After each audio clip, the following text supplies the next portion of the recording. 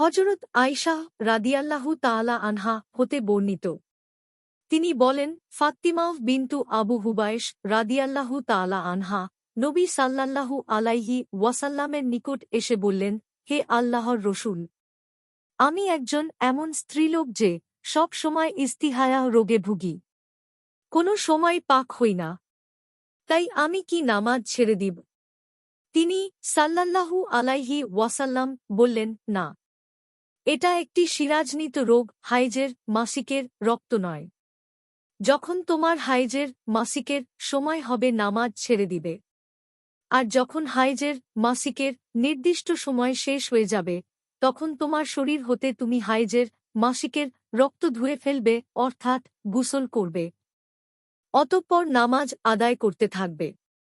Bukhari 228, মুসলিম 333, Abu দাউদ 282, নাসাই 212, তিরমিজি 125, ইবনু মাজাহ 621, দারেমি 806।